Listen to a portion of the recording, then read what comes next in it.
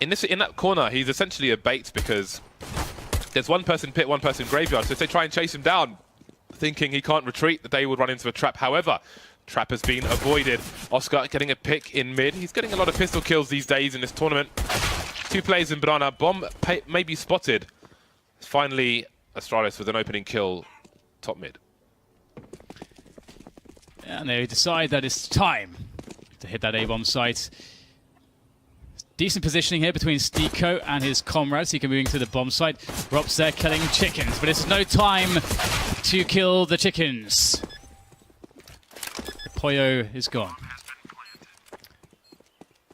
But now we're going to have to see ChrisJ and Sunny go for the clutch.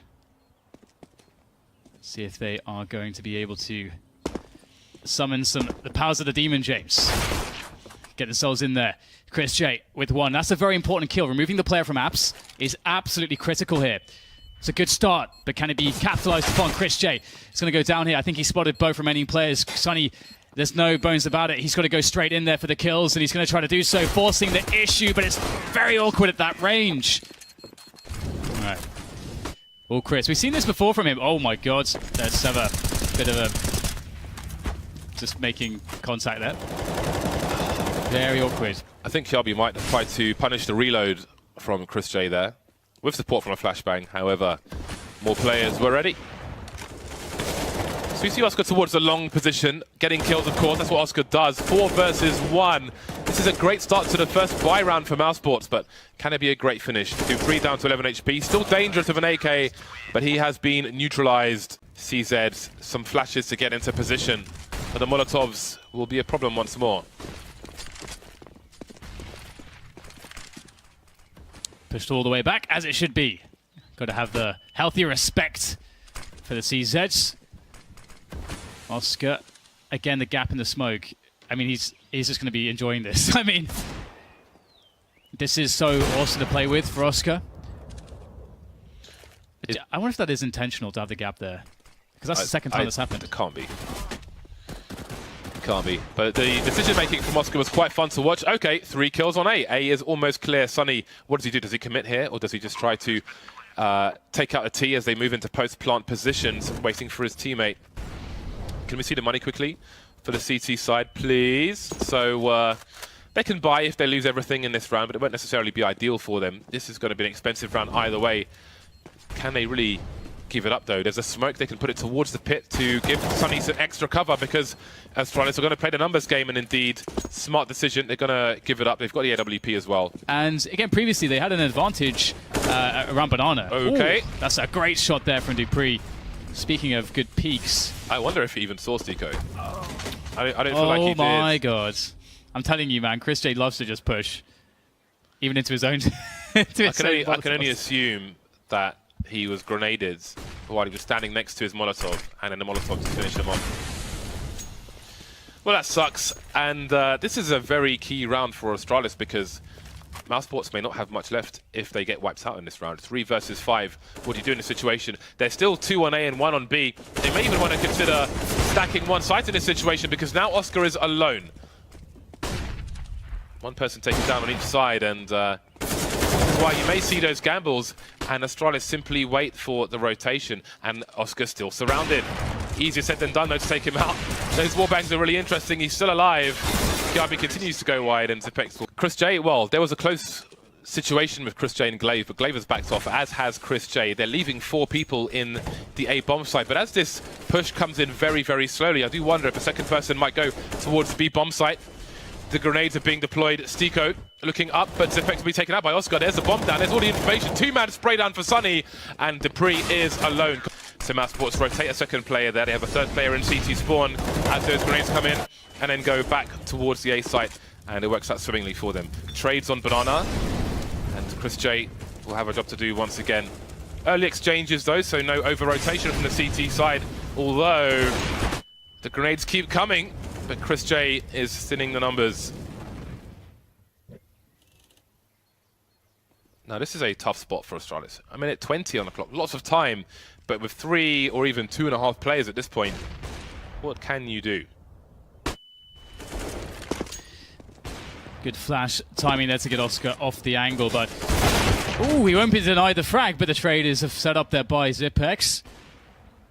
Rop's playing pits, has support on the site from Stiko. The Stiko crossfires have been pretty good. Now Dupree, speaking of good entry fragging, he is definitely right on the top of the list. There's one. Surely he has the sense that there's a player in the pit. He's spotted him now. Rop's taking a lick of damage. Has to try to survive now. In fact, he might even have to make the plays. Teammates just frankly not in position here. So Rops, he might have to go for the frags. He tries, but Dupree finds the angle. Dupree doing a great job. Chris, though, in a 1v2, definitely going for this. Last round, of course. Has a smoke. No kits on him, though.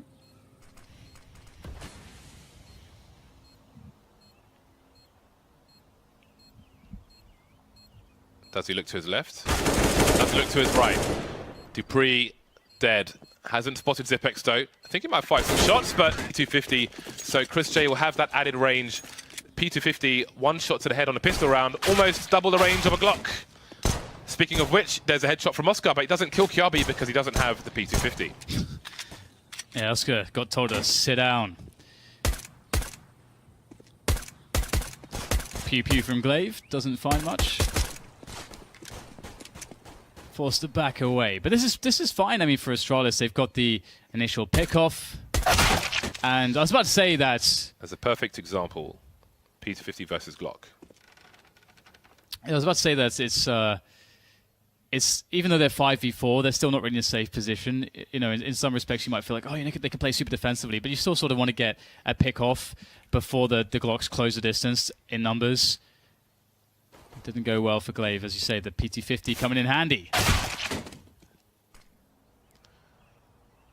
Very individual duels we're seeing here on a pistol round. Normally it's Bedlam, and maybe the Bedlam will begin as Mouseports charge into the B bomb site. It's effective with a nice angle as the bomb gets planted in the smoke.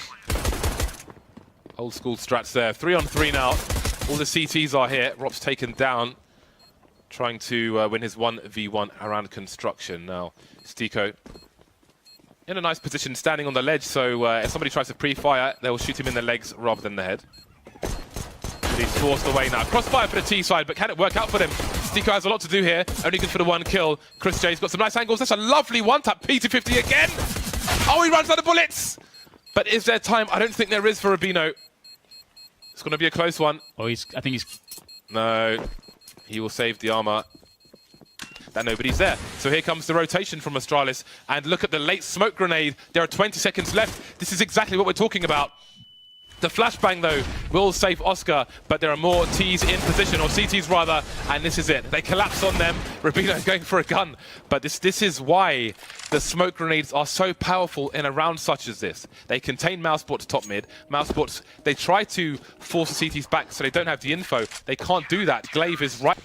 So the focus will have to be, at least in the early round, A for Mouseports. With the very few flashes they have, once the initial grenades have gone for the CT side, they could go back towards bottom ramp and flash into Banana for some presence there, but it will be early focus towards A. Dupree surely will not re-aggress that angle, but where will he head? 4 players now on A after starting with 3 on B for Astralis. This is basically the last good chance that Mouseports may have, potentially. And they're forced to go for an A play.